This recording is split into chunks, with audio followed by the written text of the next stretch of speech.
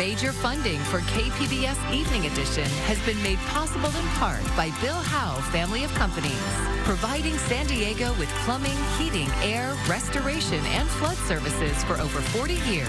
Call 1-800-BILL-HOWE or visit BillHowe.com. And by the Conrad Prebys Foundation, Darlene Marcos Shiley, and by the following.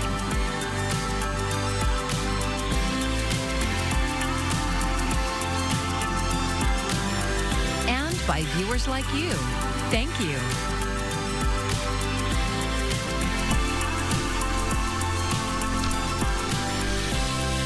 Thank you for joining us. I'm Maya Trabulsi. After the U.S. Supreme Court struck President Trump's tariffs down last month, he quickly moved to put new tariffs on countries around the world.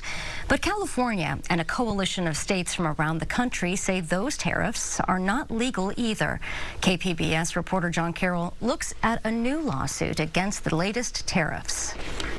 At its core, this lawsuit is about protecting everyday Americans from the harmful effects of unlawful tariffs. California Attorney General Rob Bonta jumped on a Zoom news conference this morning with his fellow AGs in Arizona, Oregon, and New York to announce a new anti-tariff lawsuit against the Trump administration. Trump is trying to use an obscure law to push through tariffs that his co-equal branch of Congress, not the president alone, is supposed to authorize. After the Supreme Court struck down the initial round of Trump tariffs, the president moved quickly to use part of the Trade Act of 1974 to institute new tariffs, first 10%, then the next day up to 15% on nearly every country in the world. Simply put, the law does not allow this, and we won't stand by while it's broken. The four attorneys general are being joined by their counterparts in these states in suing the administration. Their suit says the latest round of tariffs are bad for business.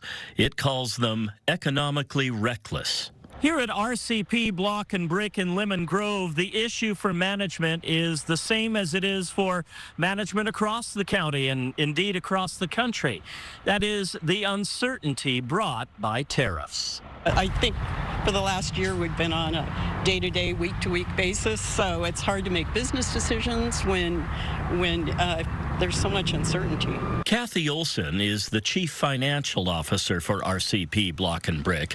The company manufactures some of the product they sell in their Otay Mesa facility, but whether they make it or import it, the tariffs are a problem. It's not just like, okay, this load of stone came in and it was higher price, so we have to raise our price. We have to go through our whole catalog and reassign pricing to all our manufactured products. So it's not quite as simple as it is with our resale material that we purchase. The latest round of tariffs have an expiration date on them. They can only stay in effect for 150 days before Congress must vote whether to extend them. It remains to be seen whether that date in late July will come first, or whether the Court of International Trade will weigh in before then, the very court that first struck down the last round of tariffs before they made their way to the Supreme Court. John Carroll, KPBS News. A major shakeup at the Department of Homeland Security. Michael Yoshida reports on who is replacing Secretary Kristi Noem and what led up to her firing. President Donald Trump has fired Kristi Noem as Homeland Security Secretary. Her ouster follows several days of tense questioning on Capitol Hill and growing frustrations among GOP lawmakers, White House officials, and most importantly, the president. Noem had faced scrutiny over her conduct in the position, including her alleged romantic relationship with her chief advisor, distribution of funds the department had received, and her conflicting accounts over fatal incidents involving federal immigration agents in Minneapolis. Trump himself was angry with how hearings on Capitol Hill went this week, particularly her assertion, which he denies, that the president was aware of an expensive DHS ad campaign that featured her. The president had indicated in conversations with some Republican lawmakers that he was open to replacing her. And Thursday afternoon, he made it official, posting on social media, writing in part, "I am pleased to announce that the highly respected United States Senator from the great state of Oklahoma, Markwayne Mullin, will become the United States Secretary of Homeland Security, effective March 31st, 2026. The current Secretary, Kristi Noem, who has served us well and has had numerous and spectacular results, especially on the border, will be moving to be special envoy for the Shield of the Americas, our new security initiative in the Western Hemisphere. It came at not a complete surprise, but it came at a little bit of surprise for us. And so the president and I, as you guys know, we're great friends, and we get along great. I look forward to working with him and his cabinet. Of course, we still got to go do this little thing called confirmation. And Kristi Noem is the first member of the president's second-term cabinet to be fired. In Washington, I'm Michael Yoshida. It is day 6 of the widening war with Iran. Waves of airstrikes have been launched on Tehran after Iran targeted Amazon facilities. Brian Abel has the latest on the conflict, evacuations, and the growing political fallout in Washington. As the conflict enters its 6th day, the war in Iran is expanding and further drawing in U.S. allies. We're working with the Americans in the deployment from our bases. Fresh waves of Israeli strikes setting off explosions in Tehran and in Lebanon. Iran firing missiles at Israel and targeting an Amazon data center in Bahrain and 2 Amazon facilities in the United Arab Emirates. With the spread of violence, the death toll rising. More than 1,200 people killed in Iran since Saturday, according to state-affiliated Islamic Republic news agency. The Pentagon identifying the remaining 2 of the 6 U.S. service members killed in Operation Epic Fury as 45-year-old Major Jeffrey O'Brien and 54-year-old Chief Warrant Officer Robert Marzin. As the security situation for civilians abroad grows more dire, some flights in the Middle East are resuming, along with the first U.S. facilitated charter flights carrying Americans home Tuesday. Our highest priority is allowing this to safely happen. Those evacuated Americans returning to political turmoil as Democrats in Congress question the justifications provided for striking Iran in the first place. The president had a feeling, again, based on fact, that Iran was going to strike the United States, was going to strike our assets in the region. They have given no coherent plan as to what was the imminent threat. Senate Republicans Wednesday rejecting a resolution to rein in Trump's war powers. A similar vote in the House expected Thursday. In Washington, Brian Abel, KPBS News. I'm Amna Navaz. Tonight on the NewsHour, Kristi Noem is ousted as Secretary of Homeland Security. That's coming up at 7 after Evening Edition on KPBS.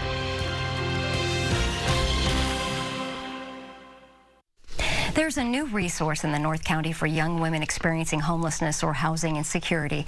Casa de Amparo is opening a new transitional living program in San Marcos. KPBS North County reporter Alexander Wen got a look inside. The apartments are located at Casa de Amparo's main campus in San Marcos, overlooking P Mountain. This is a common area. This is going to be a shared space. The Transitional Housing Program is funded through a 3-year grant from the U.S. Department of Health and Human Services at $350,000 a year. Up to 7 women can be housed in these fully furnished units, each having her own bedroom. Casa de Amparo program manager Vanessa Villarreal says that's a fundamental component of the program. Safe housing and a structured living environment, that is at the forefront of what we're doing here. And when you say safe housing, what do you mean by that? So some of these young women might be fleeing from domestic violence situations, right? So a place to stay, and then they can focus on all their other needs. Participants can stay in the program for up to 18 months or 21 months in extenuating circumstances. We're going to be providing them with therapy, wraparound services. Casa de Amparo CEO Kathy Carpe says because some of these young women were homeless or housing insecure, they haven't been taking care of themselves. So comprehensive health care is part of the wraparound services. It's a way that they can get additional support. So, have you been to the doctor recently? Let's go and have you get a physical. Let's make an appointment for you. They'll walk them across campus, introduce them to the True Care Clinic so that they feel comfortable. Other services include vocational training, helping with school applications, and assistance in finding a permanent place to live. The program is for women between 18 and 21 years old who are either homeless, don't have a place to stay, have been kicked out of their home, or at risk of being homeless. Carpe says the program specifically caters to young women, offering them a safe place to heal. What we noticed when we decided to just have young women on our campus is that they actually empowered each other. They stopped worrying about what the young men were thinking or doing, and they started to really focus on each other and the healing that they give to one another. Villarreal says 2 young women are expected to move in next week. Casa de Amparo expects all the slots to be filled as there's a growing need in the region. To learn more about the program, visit casadeamparo.org. Alexander Nguyen, KPBS News. More transitional kindergarten classrooms are opening in the San Diego Unified School District next year. KPBS education reporter Katie Anastas says it's one of multiple options available for the district's youngest students. Transitional kindergarten is open to kids who turn 4 years old by September 1st. Santos Gonzalez directs San Diego Unified's early childhood education programs.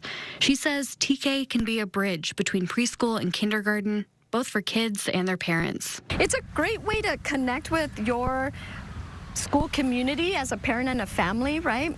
Your neighborhood school, you get to know the principal, you get to know all the teachers, but you also introduce your child to the school environment, and that's always a nice soft landing place to start. The district is adding 9 new classrooms, or 180 seats, to its TK program next year. It's already offered at nearly every elementary school in the district. Gonzalez says the locations of the new classrooms were based on demand. TK isn't the only option for 4-year-olds in San Diego Unified. The district also has 2 preschool programs. Parents are very lucky right now. The state has made it so that they have multiple options available to them. Families below a certain income level can enroll their kids in half-day or extended-day preschool. Half-day preschool is available 4 days a week for all families, regardless of income. Gonzalez says that's why TK can be a good option for working families. We find that this is a really great program for parents that need full-day coverage, right? With multiple options available, parents have to decide whether preschool or TK is a better fit. If kids are eager to make new friends, Gonzalez says it could be the right time for TK. If your child is excited about the prospect of entering school, that's a surefire sign that they're ready. TK classrooms have 2 teachers and up to 20 students. Gonzalez says school staff are there to make the introduction less intimidating. I would very much say and suggest to parents, just visit the school, right, with your child. Take them to visit their future teacher, right? Their principal, to walk the grounds and get them used to what school is, big kid school is. And you'll find that a lot of kids really acclimate to that and are excited for that first day to start. Enrollment is now open online and continues until the start of the school year. If parents need help with the online forms, they can visit their school's office. Katie Anastas, KPBS News. The 2026 FIFA World Cup kicks off this June across the U.S., Mexico, and Canada. And ahead of that, a new soccer park has opened in San Diego where people can play for free. KPBS reporter Jacob Ayer says the organization behind the park wants to make the beautiful game more accessible for people across the region. Young players run across new turf soccer fields on a warm winter day in City Heights. Walls and netting keep the players and soccer balls inside the small courts. This is the new Adam R. Scripps Street Soccer Park at Horace Mann Middle School.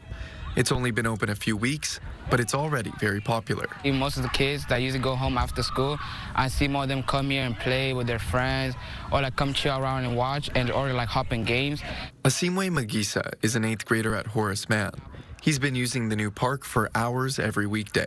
It's just like a closed place where we all can gather together without having to worry about rides or like whose parents will not let them go because it's a far place. Because most of us live close near this area, so it's easy for us to get to play here. He's getting a chance to hone his skills in a sport that's posed financial barriers. Youth soccer can cost hundreds and even thousands of dollars every year in the U.S. And most of the reason why I haven't joined a soccer team yet or a club is because of money costs and all that traveling stuff. The new park is run by Street Soccer USA. The organization says its goal is to provide an alternative to the pay-to-play model for youth soccer, especially for those living at or below the poverty line. So these street soccer parks, this is the first one in San Diego that we've built. They're free, they're open to the community, and they allow us and our partners to run free programs. Reed Fox is director of the group's San Diego chapter. He says Street Soccer USA is trying to capture the momentum of the upcoming World Cup. This is part of the Street Soccer USA 26 for 26 campaign, which is building 26 of these street soccer parks around the country in time for the 2026 World Cup coming this year. The park is available to Horace Mann Middle School during the school day. After school and on the weekends, it's open to the public. Fox says 100 to 200 community members use the facilities each day. There's programs for middle school kids, for high school kids, for elementary school kids, girls-specific programming, women pickups, adult co-ed pickups. We started a free program for military members and veterans that train out here. Haley Gutierrez uses the soccer fields regularly. She often plays in co-ed games. My father has been playing soccer my whole life, and when he wasn't able to play soccer, he would just coach. He became my coach when I was 6, and from there I just had a great passion for soccer. She's a 9th grader who plays soccer for Crawford High School just across the street. But during the off-season, Gutierrez says she would be bored because she had no field to go to. Once this opened up, my every day just got full. I'm so excited for it. Like, when I have a lot of energy, I just bring it out here. When I feel like any emotion, like anger or like stress, I just come here to shake my mind off it. At the park, she plays soccer a little differently than when she's on the high school team. There, she plays 11 players aside. So we play futsal rules. Pretty much means you have 4 to 5, usually it's 4 players on a team. That's not the only difference in this style of play, says Coach Kaylin Aldridge. Here, players can also bounce the soccer ball off the walls. And she says if one team kicks the ball out of play into the netting above, the opposite team restarts play by setting and kicking it on the ground. Traditionally, futsal is played on a hard surface, and an asphalt futsal court is in works for the park. Aldridge says her job goes beyond teaching players the rules. She says they offer one-on-one training sessions and much more. But they are just doing pickup, we referee, we make sure to talk to the kids, see how their day's going. But mostly just, we do run some practices sometimes. She says they post a new schedule for the different organizations using the park every week on their Instagram page at Street Soccer SD. If there's not a time slot for certain groups, then it's just open play. So anybody can come at any time. Fox says a space like this hasn't existed in the region before. The park gets financial support from the Adamar Scripps and Alex Morgan Foundations. Fox says he hopes this is the first of many street soccer parks they build around San Diego. Currently, they're looking to build a second site in Linda Vista. I think there's no better city in the country for street soccer and what we're about because of the passion for soccer here and also the inequity in soccer here and the lack of spaces like this to play and free programming for kids. The park also has a clubhouse, and Fox says it will offer educational services in the coming months. That includes help with schoolwork and college applications and job-finding services with the help of local partners. Jacob Ayer, KPBS News. As a military town, many local San Diegans are being deeply impacted by the war in the Middle East. The USS Abraham Lincoln is playing a large role in the strikes, and with more than 115,000 active duty members in San Diego, military families are grappling with anxiety, uncertainty, and oftentimes lack of communication with family service members. Organizations like Blue Star Families help keep them connected with a supportive community. We're a proud military town in San Diego, and we get to visually see the ships and see our Marines. But right now, our military families really need us to wrap our arms around them. And Meza says that Blue Star Families runs a lifestyle survey each year to pivot resources where they are most needed. She says they see 1 in 4 active duty families experience food insecurity. The organization also offers child care resources, military spouse employment, as well as mental health care.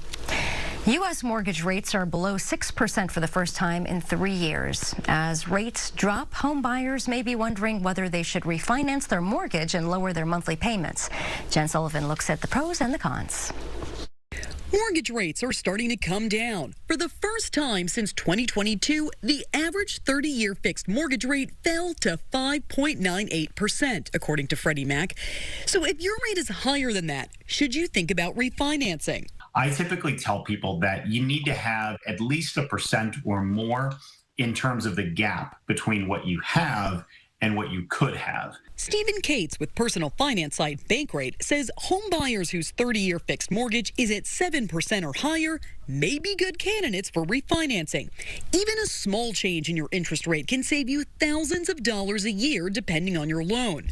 But he says you really need to look at how much you'll be saving each month with a lower rate and what it's going to cost you to refinance, because it's an expensive and timely process. your new mortgage, your refinance, even if it's with the same bank, is essentially an all-new loan that pays off the old one. There may be multiple fees associated with refinancing, like all of these closing costs.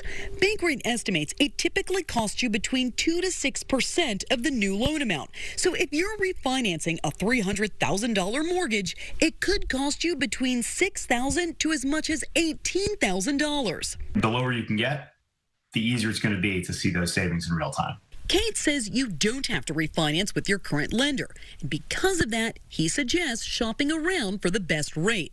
And make sure your credit score is good. The higher your score, the lower your rate. For Consumer Watch, I'm Jen Sullivan.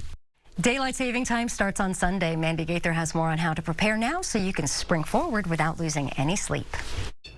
It's that time of year again. Sunday, March 8th, spring forward an hour starting at 2 a.m. With spring forward specifically, people tend to have a little bit more difficulty acclimating to it. Michelle Drerup with Cleveland Clinic says data shows this shift in time can lead to a rise in cardiovascular events and accidents. Sleep disruptions can also affect mood due to grogginess, headaches, fatigue, and increased irritability. We just want to be cautious if you're driving in those early mornings after the time change. Sometimes people may decide like, okay, I'm going to, on that Monday morning, I'm not going to schedule anything that takes, a lot more focus or high kind of, attention task. Drerup says preparing now before the time change is key. Start by gradually adjusting bedtime and wake time. Go to bed 15 to 20 minutes earlier and wake up 15 to 20 minutes sooner.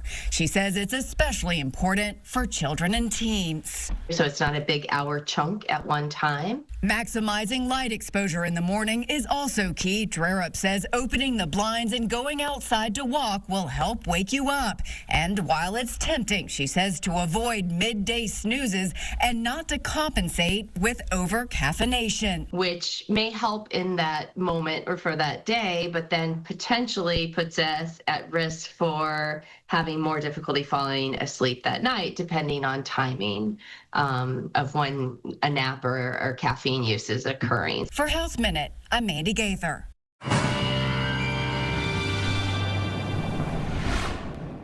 Well, the winds will be picking up here as we step into the weekend. An offshore breeze. Overall, we are turning cooler late this week for most of us. The most dramatic cooling is in the inland areas. Santa Ana winds will return, and that is an offshore wind, which, while most of the southwest cools down, it actually is an offshore warming wind for the immediate coastline, and that'll drive temperatures upward for San Diego and for the beaches. Tonight, 47 degrees, clear. It's still cool tonight. And again, the front that will be responsible for kind of redirecting the wind pushes through the interior southwest, and it's following that begins to crank that offshore breeze. So we'll be cooler on Friday. For most areas across the interior, 43 for Mount Laguna, low 70s, Ramona, Borrego Springs, but we begin to actually see temperatures either hold or rise late in the day for the immediate coastline as that offshore wind picks up. Chula Vista 74, 74 San Diego, 74, 75 into Solano Beach, and areas like Oceanside 75. So here we have the Santa Ana winds picking up Friday night through Saturday and Saturday night.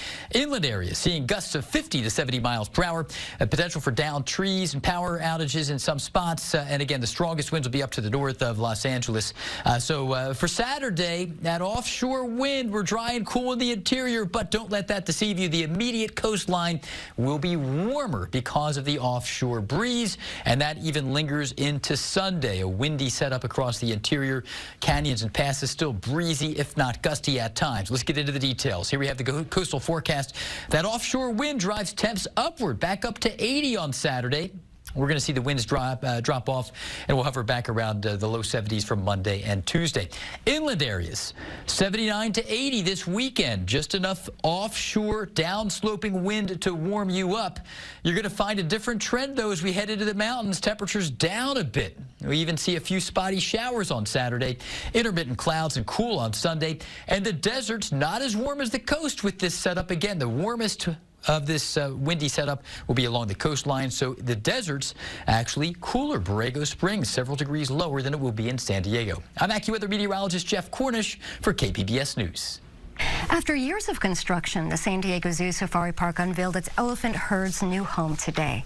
KPBS environment reporter Tammy Murga says you can get close enough to see their eyelashes.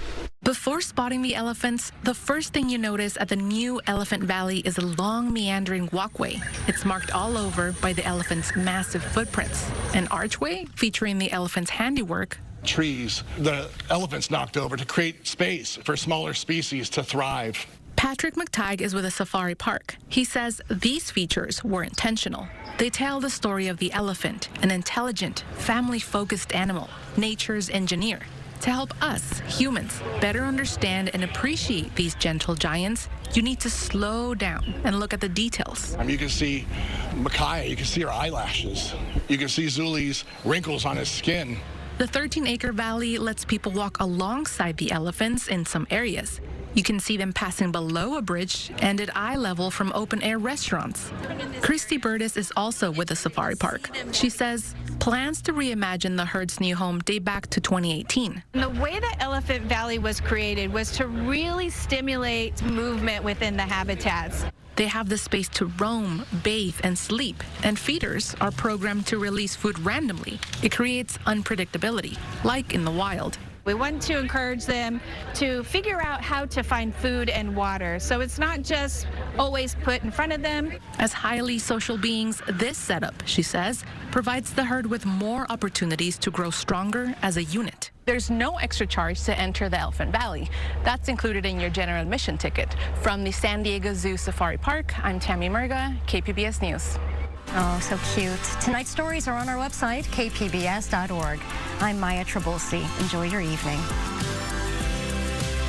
Major funding for KPBS Evening Edition has been made possible in part by Bill Howe Family of Companies, providing San Diego with plumbing, heating, air, restoration, and flood services for over 40 years. Call 1-800-BILL-HOWE or visit BillHowe.com.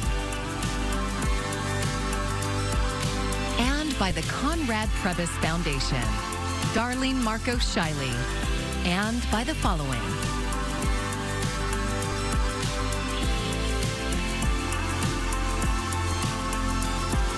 And by viewers like you. Thank you.